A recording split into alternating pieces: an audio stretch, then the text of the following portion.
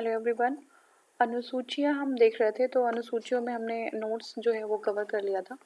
Questions करना है, तो क्वेश्चंस में देखते हैं। जो थर्ड क्वेश्चन है वो है, भारत के संविधान में 20 भाग हैं। ठीक है, भारत के संविधान में 20 भाग हैं। दूसरा स्टेटमेंट ये है, भारत के संविधान के कुल 390 अनुच्छेद हैं।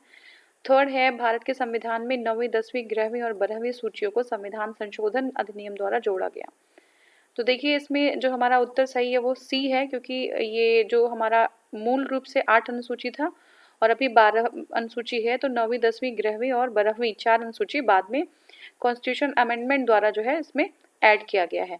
लेकिन भारत के संविधान में 20 भाग नहीं है, 12 भाग हैं और 390 आर्टिकल्स नहीं है। ठीक है, तो ये जो है फर्स्ट और सेकेंड हमारा गलत हो जाएगा। नेक्स्ट देखते हैं। ये देखिए, इसको थोड़ा सा जूम कर लेती हूँ मैं। हाँ, अब भारतीय संविधान के निम्न दी गई अनुसूचियों में से कौन सी एक राज्यों के नामों की सूची और उनके राज्यों के क्षेत्र का ब्यौरा देती है? तो जैसे स्टेट के नेम और उनका ब्यौरा कौन सी देती है? तो इसमें है पहली, दूसरी, तीसरी और चौथी। तो ये फर्स्ट जो हमारी है वो स्टेट के बारे में और उसके नाम और उसका ब्यौरा देती है। पहली अनुसूची क्या है? राज्य एवं संघ राज्य क्षेत्रों के बारे में उपबंध। ठीक है, राज्य और संघ राज्य क्षेत्र संघ राज्य के क्षेत्रों के बारे में उपबंध है। दूसरी अनुसूची में है संवैधानिक प्राधिकारियों के वेतन के बारे में है। ठीक है ना, जो हमारे जो प्राधिकारी हैं उनका वेतन, उनके बारे में उपबंध किया गया हुआ। तीसरी अनुसूची में है शपथ का प्रारूप। ठीक है, शपथ जो है कौन किस तरीके से लेगा, उसका क्या प्रारूप है, ये है।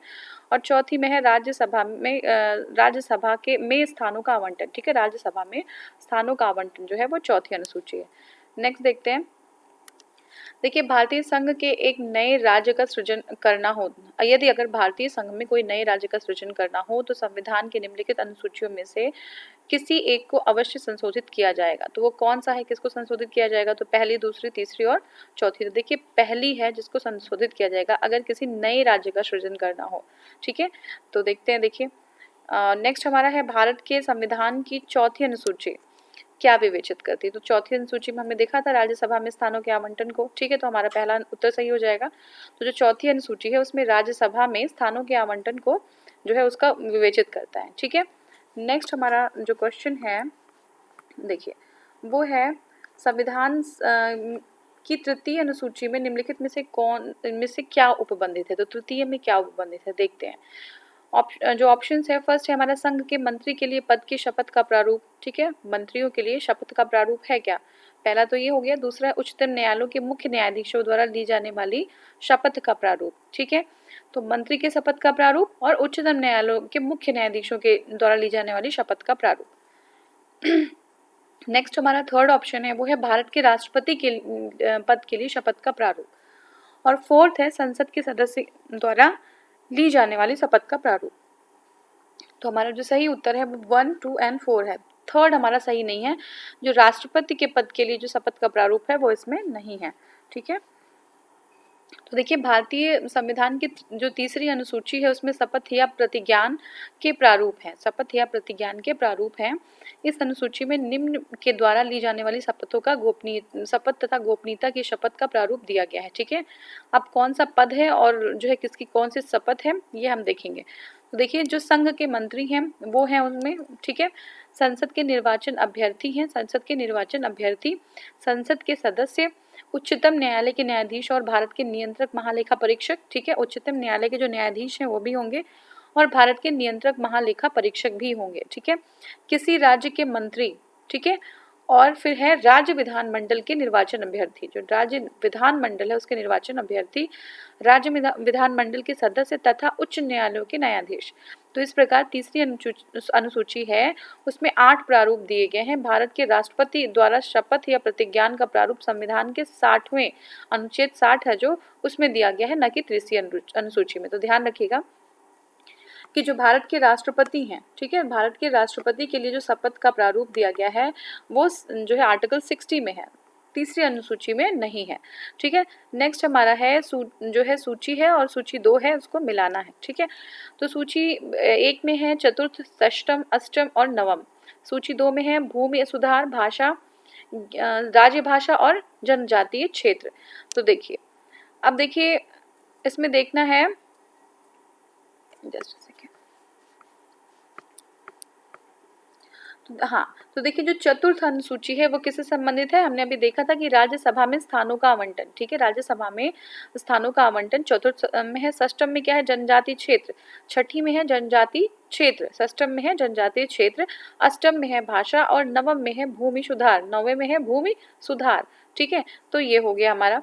अब इसमें फिर से हमें सूची है और जो है उसको सुमेलित करना है। सातवीं अनुसूची में क्या है? आठवीं, नौवीं और 10वीं। इसमें है भाषाएं, दल परिवर्तन के आधार पर निहरता और विधायी शक्तियों का विवरण और कुछ नियमों की विधिमान्यकरण, ठीक है। तो देखते हैं क्या है। तो देखिए जो सातवीं अनुसूची है विधायी शक्तियों का वितरण है। क्या है? विधायी शक्तियों का वितरण है, ठीक है। आठवीं अनुसूची में क्या है? भाषाएं हैं, ठीक है। और उसके बाद नवीं अनुसूची अगर देखें तो इसमें कुछ अधिनियमों का विधिमान्यकरण है। नौवीं अनुसूची में कुछ अधिनियमों का विधिमान्यकरण है। 10वीं अनुसूची में दल परिवर्तन के आधार पर निहरता है, ठीक है। फिर से देखिए सातवीं अनुसूची में क्या है? विधायी शक्तियों का वितरण, जो जितनी विधायी शक्तियां हैं उनका वितरण है सातवीं अनुसूची में। आठवीं अनुसूची में भाषाएं हैं। नौवीं अनुसूची में कुछ अधिनियमों का विधिमान्यकरण है, कुछ अधिनियम है जिनका विधिमान्यकरण है, ठीक है। 10वीं अनुसूची में दल परिवर्तन के आधार पर निहरता, ठीक है। ये हमारा हो गया। अब देखिए किस प्रधानमंत्री के कार्यकाल के दौरान भारत के संविधान में 9वीं अनुसूची को पुनः स्थापित कर दिया गया था, ठीक है। तो ये जो है जवाहरलाल नेहरू के टाइम पे जो भारत के संविधान है उसमें 9वीं अनुसूची को पुनः स्थापित किया गया था। तो देखिए भारत के प्रथम प्रधानमंत्री जवाहरलाल नेहरू के कार्यकाल के दौरान भारत के संविधान में 9वीं अनुसूची को पुनः स्थापित किया गया था। 9वीं अनुसूची को प्रथम संविधान संशोधन अधिनियम 1951 के द्वारा संविधान में वर्ष 1951 में जोड़ा गया तथा इसके अंतर्गत शामिल किए जाने वाले अधिनियमों और विनियमों को विधिमान्यकरण और उन्हें न्यायिक उन्मुक्ति प्रदान करने का उपबंध है, ठीक है। इस संशोधन के अंतर्गत स्थापित अनुच्छेद 31 ख के माध्यम से किया गया है। अब देखिए इसका मुख्य उद्देश्य क्या है? तत्कालीन समय में जमींदारी उन्मूलन हेतु निर्मित किए जाने वाले भूमि सुधार कानूनों को न्यायालय में चुनौती दिए जाने से रोकना था, ठीक है। तो क्या होता था कि जो इसका मेन जो उद्देश्य है वो क्या है? जमींदारी उन्मूलन के लिए हेतु इसके निर्मित किए जाने वाले भूमि सुधार कानून को, ठीक है, जो भूमि सुधार कानून है उसको न्यायालय में चुनौती दे दिया करते थे जो जमींदार हुआ करते थे, क्योंकि लैंड डिस्ट्रीब्यूशन जो वहाँ पे था ना कि जो है जो लैंड है वो एक ही के हाथ में एक्यूमुलेट था। तो उसको जो है क्या था कि भूमि सुधार को कानून को न्यायालय में चुनौती दे जाने के लिए रोकना था। इसका उद्देश्य क्या था? भूमि में सुधार और कानूनों को 9वीं अनुसूची में शामिल करना, ठीक है। आगे वाला क्वेश्चन हम आगे में वीडियो में देखेंगे। Thank you so much for watching.